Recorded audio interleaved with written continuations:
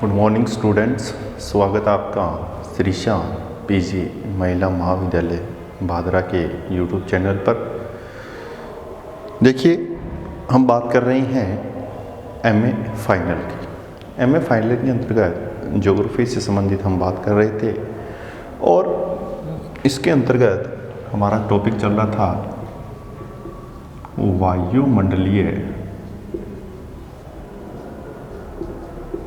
परिसंचरण का।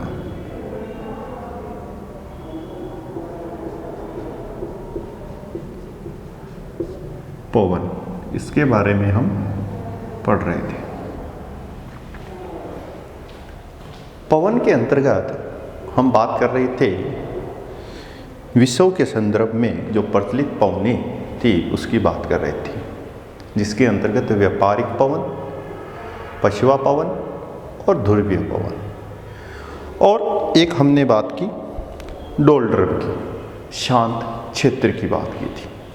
ठीक है, अब देखिए उन पवनों को हम विस्तृत रूप से पढ़ेंगे कि वास्तविक रूप से उनकी विशेषता क्या होती है। ठीक है, चलिए हम बात करते हैं व्यापारिक पवन की।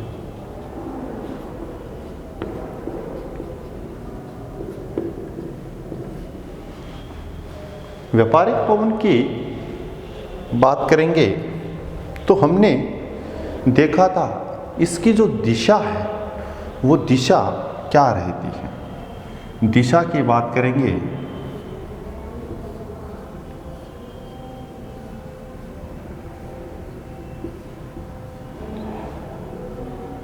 जीरो डिग्री की बात की जाती है। 0 से 5 उत्तर और 5 दक्षिण डोलड्रम होता है। इससे ऊपर की बात करते हैं तो ये हवाएं कौन सी होती हैं? व्यापारिक हवाएं होती हैं और इनकी दिशा उत्तर पूर्व से दक्षिण पश्चिम उत्तरी गोलार्ध में, और दक्षिणी गोलार्ध की बात करेंगे तो दक्षिण पूर्व से उत्तर पश्चिम में इनकी दिशा होती है। अब देखिए इसकी विशेषता के अंतर्गत क्या होता है कि वायुमंडल में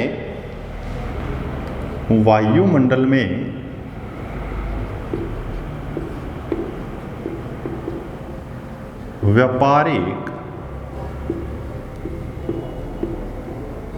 पवन के विपरीत भाग, वायुमंडल में व्यापारिक पवन के विपरीत भाग में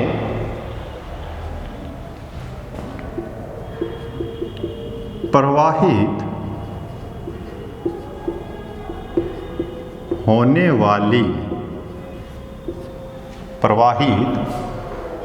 वाली पवन जो इसके विपरीत भाग में प्रवाहित होने वाली पवन है, जो हम एक पेटी के बारे में देखेंगे, उपोषण उच्च दाब पेटी, उपोषण उच्च दाब पेटी पर उतरती हैं।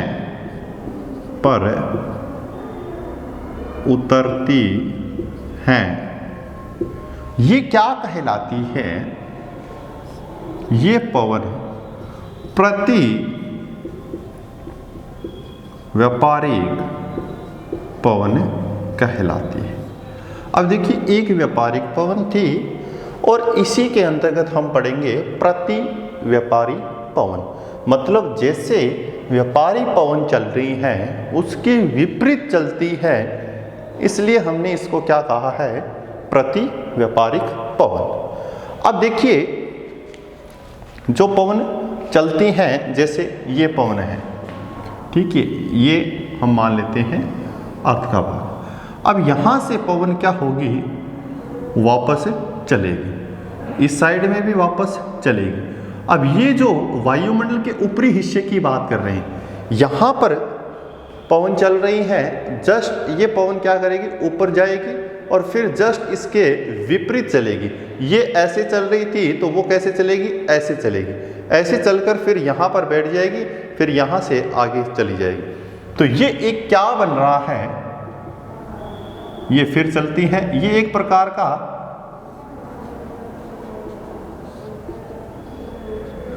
चक्कर बन रहा है। व्यापारिक पवनों से क्या बन रहा है, एक चक्कर बनता है। और इस चक्कर को क्या बोलते हैं हम, इस चक्कर को याद रखना, ये तो धरातल पर चल रही है और ये वायुमंडल में चलती है। अब देखिए दोनों एक दूसरे के क्या है, विपरीत है। ये व्यापारिक पवन है तो ये इसके विपरीत हो गई, ये क्या हो गई, प्रति व्यापारिक पवन हो गई। और ये जो चक्कर है, ये चक्कर क्या कहलाता है, हेडली कोष्टक। हेडली कोष्ट क्या कहलाता है, हेडली कोष्ट। इस चक्कर को क्या कहते हैं, हेडली कोष्ट कहते हैं। ठीक है, या इसको हम डायरेक्ट सेल भी बोल सकते हैं, प्रत्यक्ष सेल भी बोल सकते हैं। तो व्यापारिक पवन क्या होती है। अब देखिए ये जो व्यापारिक पवन थी ये कहाँ से उड़ रही थी, 30 से 35 के बीच में उड़ रही थी। यहाँ से ये 0 से 5 के आसपास आ रही थी और जस्ट इसके विपरीत ऊपरी वायुमंडल के क्षेत्र में ये वापस 30 से 35 के ऊपर जाती है और 30 से 35 से उतरती है। ठीक है, तो इसको हम क्या बोल रहे हैं, प्रति व्यापारिक पवन बोल रहे हैं। ठीक है, अब देखिए व्यापारिक पवनों की दूसरी विशेषता के बारे में देखेंगे। तो व्यापारिक पवनों के कारण, व्यापारिक पवनों के कारण महाद्वीपों के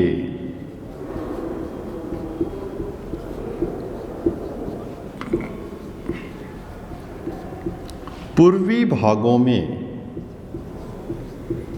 वर्षा होती है।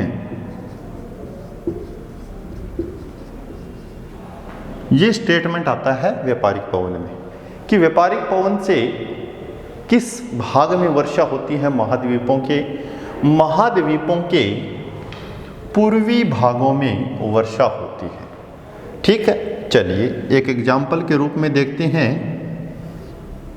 ये महाद्वीप है। अच्छा, ये भाग हो गया इसका पश्चिमी भाग और ये भाग हो गया इसका पूर्वी भाग। ठीक है, अब देखिए ये पवन इसी प्रकार से चल रही है या और कहीं चल रही है, बिल्कुल ऐसे ही चलती है। चलती है नहीं चलती है, यही एरो है ना यहाँ पर, इसी प्रकार से। ठीक है, ये क्या है,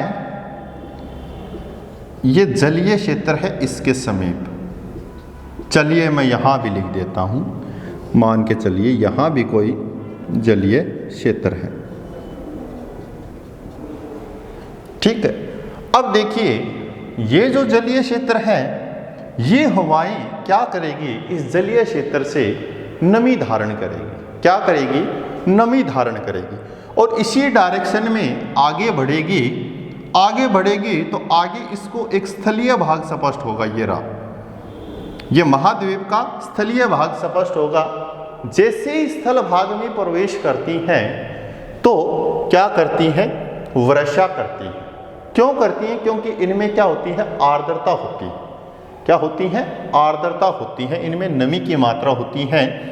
और ये सारी की सारी नमी इन्वायरमेंट जैसे चेंज होता है, स्थलीय भाग में प्रवेश करती है तो क्या होती है, वर्षा होती है। इसी कारण अब मैंने यहाँ पर लिखा है कि महाद्वीपों के पूर्वी भागों में वर्षा होती है। अब यहाँ इस साइड में वर्षा हो रही है तो ये महाद्वीप ही हैं और इसका कौन सा भाग है, ये पूर्वी भाग है। तो ये बात क्या है, सत्य है। क्या है, सत्य है कि व्यापारिक पवनों के कारण महाद्वीपों के पूर्वी भागों में वर्षा होती है। चलिए, कई लोग ये भी कहते हैं कि महासागरों के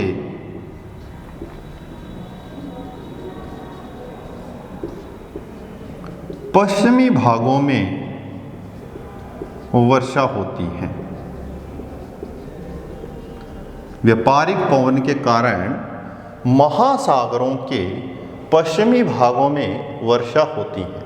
क्या ये बात सही है या फिर ये बात सही है महाद्वीपों के पूर्वी भागों में? ये दोनों ही बात सत्य हैं। क्या है? दोनों ही बात सत्य हैं। अब यहां पर देखिए, कंफ्यूज मत होना, ये महाद्वीप है और मैंने यहां पर जलीय क्षेत्र लिखा था, या हम यहां पर लिख सकते हैं महासागर, इसके समीप। अब देखिए, सिर्फ आप महाद्वीप को देखिए, महासागर को भूल जाइए। ये भाग W लिख रहा हूं वेस्ट, ठीक है, और महाद्वीप का ये अंतिम भाग ये क्या कहलाता है? ईस्ट।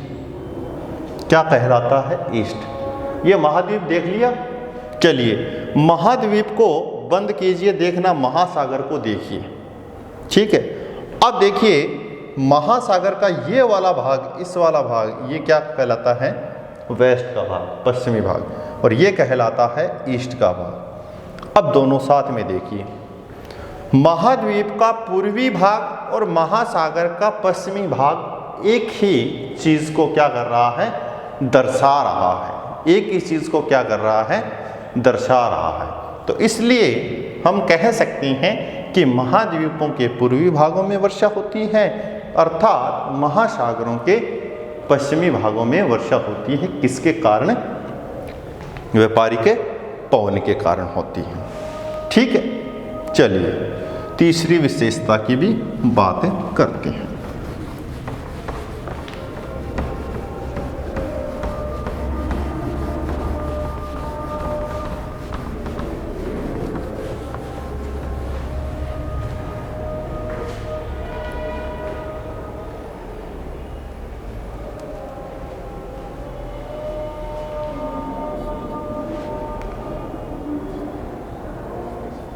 प्रति व्यापारिक पवनों के उतरने से प्रति चक्रवातीय स्थिति उत्पन्न होती हैं। ये विशेषता और देखने को मिलती हैं कि जो प्रति व्यापारिक पवन है ये क्या करेगी? उपोषण उच्च दाब के आसपास वाले भागों में उतरती हैं, और जिसके कारण क्या होता है? नीचे उतरने के कारण क्या होती है? शुष्कता उत्पन्न होती है, और इसके कारण क्या होती है? प्रति चक्रवातीय स्थिति। जब पवन नीचे उतरती हैं, या हम कहते हैं कि नीचे उतरने वाली पवन कैसी होती हैं? ठंडी पवन होती हैं। और ठंडी पवन होगी तो फिर उसमें तापमान की बात करेंगे तो तापमान कम होगा। कैसा होगा? तापमान कम। उस वायु का दाब कैसा होगा? हाई होगा ना। तो अब देखिए, प्रति चक्रवात के केंद्र में क्या होता है? हाई प्रेशर होता है। ये हमने पहले भी देखा था। प्रति चक्रवात के केंद्र में क्या होता है? हाई प्रेशर होता है। तो यहां से स्पष्ट हो रहा है कि यहां पर कैसी स्थिति बन रही है? प्रति चक्रवातीय स्थिति बनती है हवाओं के उतरने पर उपोषण उच्च दाब के क्षेत्र में। चलिए एक चीज और देखिए, स्थल की अपेक्षा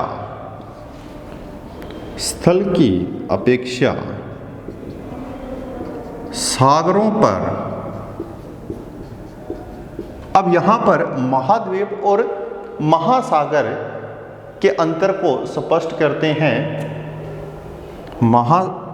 स्थल की अपेक्षा सागरों पर व्यापारिक पवन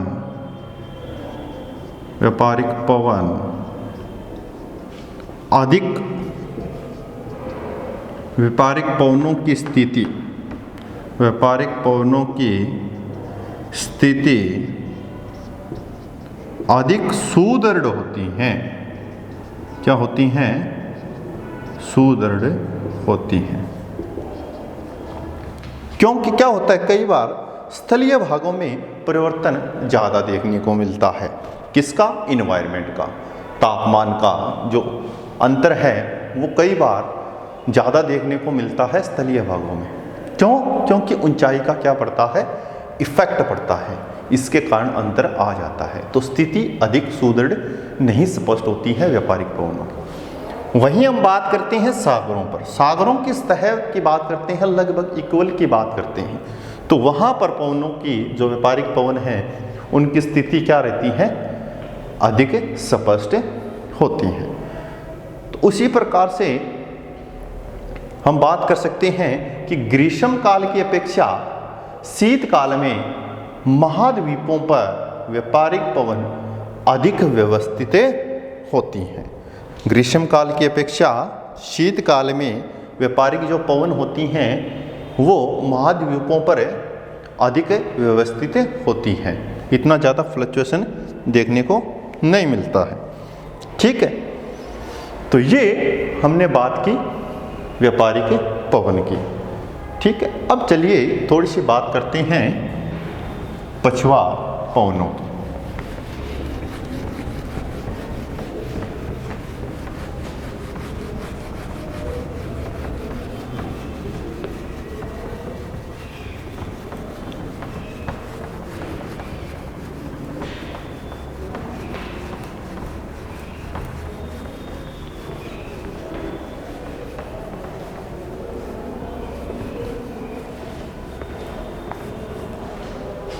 पछुआ पवनों के अंतर्गत हमने देखा था इनकी दिशाओं के बारे में। अब इनकी दिशाएं देखी जाए तो किस प्रकार से होती हैं। ये तो हो गई आपकी व्यापारिक पवन, ठीक है, 30 से 35। अब इस साइड में ऊपर की ओर चलती हैं। ये जो पवनें होती हैं, उत्तरी गोलार्ध की बात करते हैं तो उत्तरी गोलार्ध में इन पवनों की दिशा कैसी होती है, किस साइड में जा रही हैं ये जा रही हैं दक्षिण पश्चिम से उत्तर पूर्व की ओर। उत्तरी गोलार्ध में कैसी है ये, दक्षिण पश्चिम से उत्तर पूर्व की ओर जा रही है।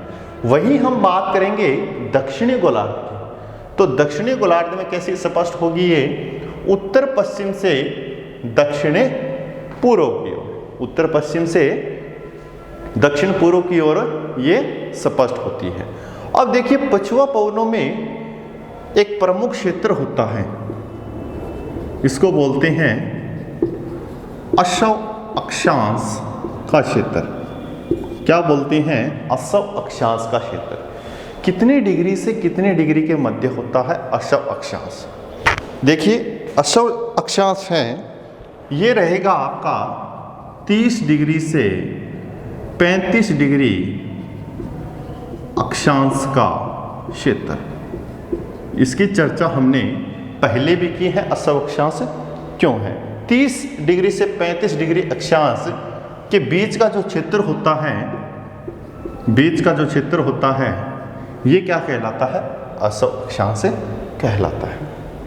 ठीक है, अब इसके अंतर्गत क्या होता है, इसके अंतर्गत अभी थोड़ी देर पहले हमने देखा था कैसी स्थिति बन रही है, प्रति चक्रवातीय स्थिति बनती है, क्योंकि ये उपोषण उच्च वायुदाब पेटी के आसपास का क्षेत्र है।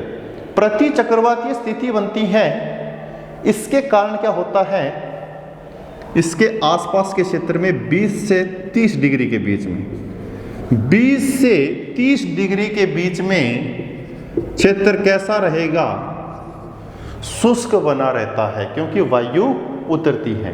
और 20 से 30 डिग्री अक्षांशों के बीच महाद्वीपों के याद रखना, महाद्वीपों के पश्चिमी किनारों पर, महाद्वीपों के पश्चिमी किनारों पर आपको क्या चीज स्पष्ट होगी, इस शुष्कता के कारण किनारों पर मरुस्थल स्पष्ट होंगे, और वो मरुस्थल भी कैसे होंगे, शुष्क।